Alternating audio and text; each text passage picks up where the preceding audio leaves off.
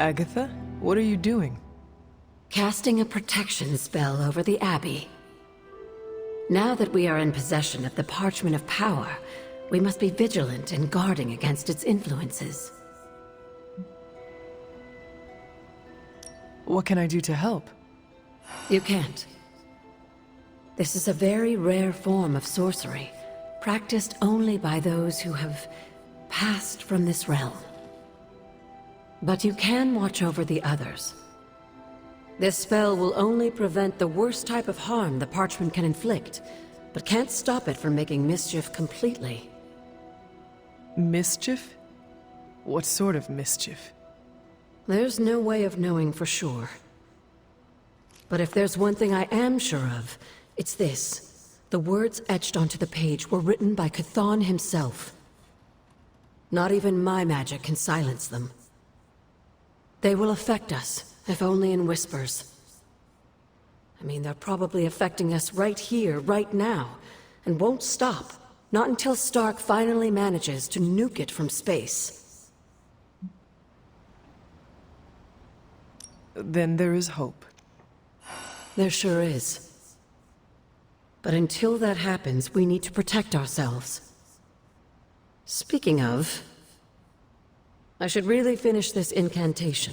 The spell cannot be completed without it. I will leave you to it then. Sleep well, Hunter. If you can. Until we speak again. The Hellride is ready and waiting. Something, or someone, is going to snap. Did you hear Tony and Strange arguing? Who's next? Parker and Nico?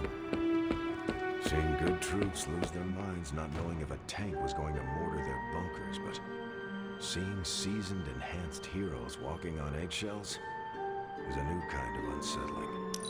What, no stars and stripes hoorah pep talk from Captain America? It must be bad. We lived with the dread, channeled the tension. This feels different. Lilith's got too many tricks we haven't seen. Book club tonight. You in? Meet you there. I'll walk you.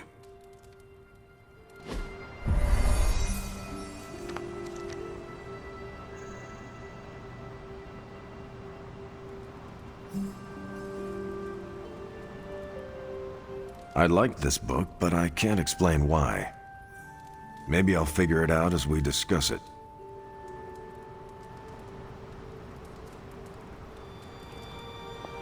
I should not be this nervous about what you all thought of the book.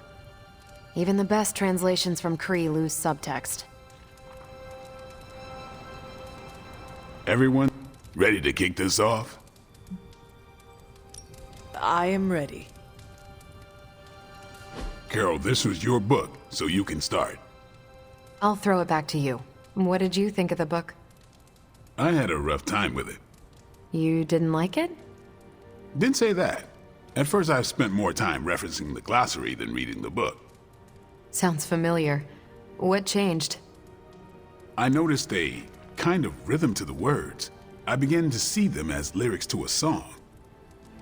All that dry talk faded and it finally came together. The lyrics made it feel much bigger than a chapter on Kree farming implements.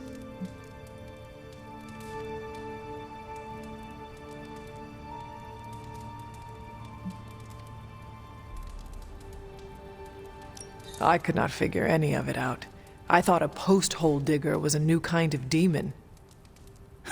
At first I thought it was for digging graves at closed casket funerals, but the lyrics helped me keep with it. Once I caught on, I kept reading and didn't rely on the glossary. I picked everything up from context.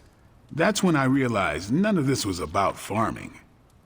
I'm surprised how much stuck with me, despite some concepts being legit alien to me. Agreed. For me, the rhythm wasn't lyrics. It was more like the book was written to a cadence. That's why I had you read it on your Spark. The mnemonic lexicon won't work with a hard copy. The what now? An ancient Kree technique. It helps you remember texts that would otherwise be considered... There's no Kree word for stuffy, but essentially that. But all that's packaging. let's get into the book itself. Hunter, did you figure out what the bloom and the harvest represent?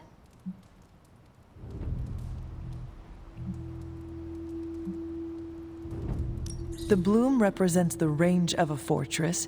The harvest happens when enemies enter that range. That's one vital part. You're right, the bloom can represent overlapping fields of fire, but it's more than one concept. At the time of the book's writing, the Kree cared most about integrating captured territory while still expanding their empire. Conquered worlds came with people. Rather than treat them as prisoners, the Kree provided them with most benefits enjoyed by Kree citizens. This period is known as the Cultivation. So the bloom was when they gained full citizenship under their conquerors. No, it's when the world requested it. As long as they could feed themselves with Kree farming techniques and defend their world with Kree defenses, the request was granted with few exceptions. So what's the harvest?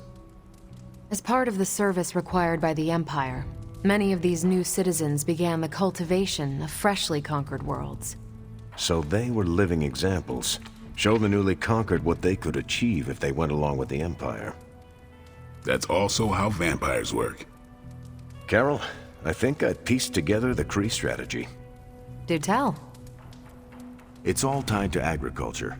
Every soldier knows you can't fight if you can't eat, but they applied this to their expansion.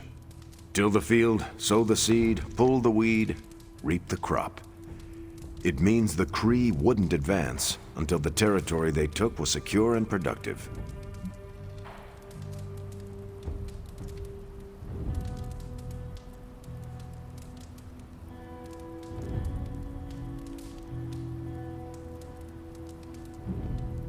What about hoist the scarecrows? Was that line not in your copy?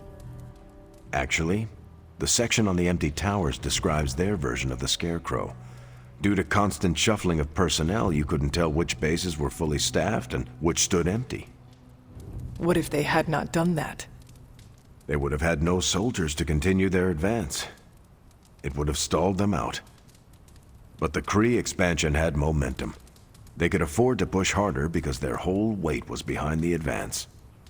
Unless a world could push just as hard, it would eventually fall under Kree control. Carol, how was that? Close enough to impress me.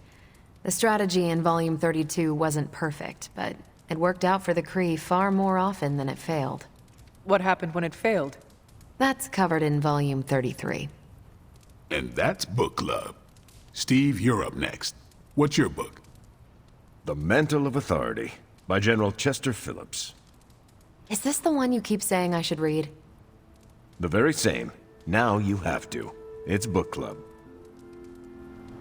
Before I forget, I asked Logan to join us next time. He said yes? He can read? I can't wait to see how this goes. Okay, just between us, Carol's book was extremely weird, right? Well, I learned a thing or two. What, how to grow turnips on the moon? That is harsh. I didn't think it was that bad. But interstellar agriculture as a metaphor for planetary conquest, not what I expected.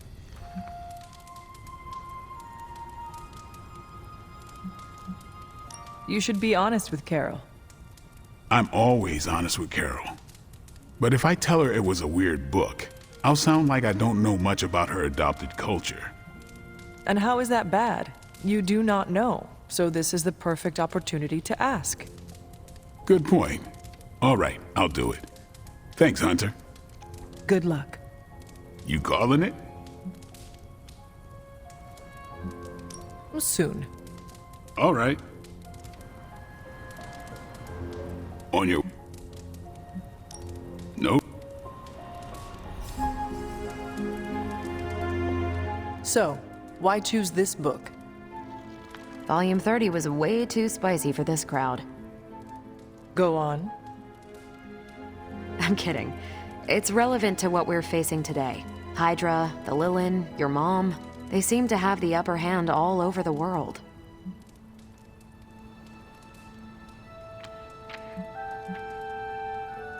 The Kree never conquered this planet. Neither will my mother. Exactly. Reputation makes you seem bigger than you are. We can hit them anywhere at any time. You can bet this adds to our own reputation. And that's how we defeat our enemy. As long as we're still standing, they're gonna fall.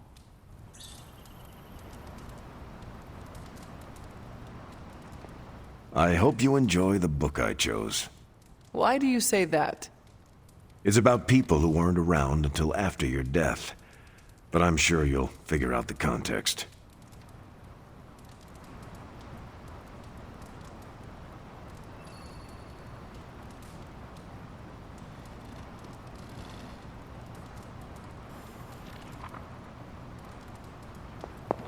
On your way out?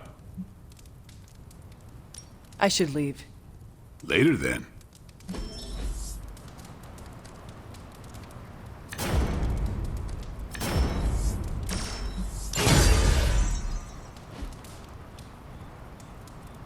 Carol, I had some more thoughts on the book. You do? You must have really liked it. Actually, I didn't connect with it at all. That's what I wanted to talk to you about. You didn't like it. It's more that I didn't have the context. But you do, and you clearly like the book, so... So... I wanted to see it through your eyes. If you don't mind, I'd like that context. I don't mind. Okay then. Most of my time at Central is hurry up and wait. Stop by when I'm waiting. We'll talk. I will. Good? Hunter, hello. Pale skin goes with everything, but black is best. You can fit like 100 parchments of power in the Hellride. Welcome, Hunter.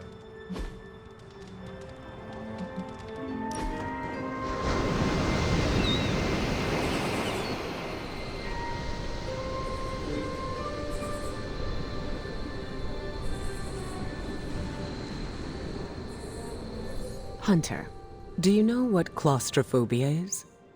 Does that have to do with the magical man who gives children gifts? No, that's Santa Claus. I'm talking about a phobia. It's a fear attached to a specific thing. Are you scared of anything?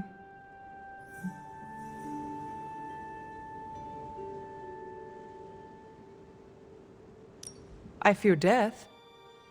A natural fear, and a fate we all share. I'm sure you are not eager to re-enter your long slumber. You are correct. I would not like to go through death again for a long time. You've still got many years to go. But being scared is different than having a phobia. Then what is this phobia of yours? It's a fear of small, enclosed spaces. Phobias come from trauma, and if we're put in the position where our phobia is present, it's hard to function. That sounds awful. It was. Thankfully, I've been able to overcome it. It took many years of work and failure, but I did it.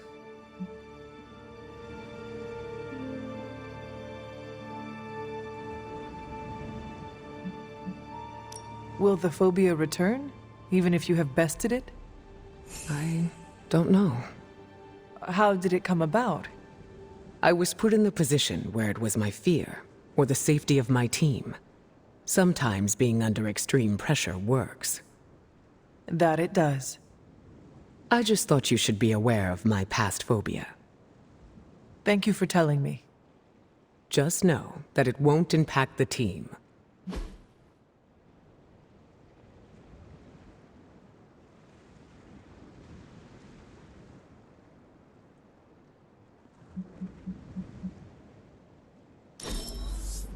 That was the most fun I've had in ages.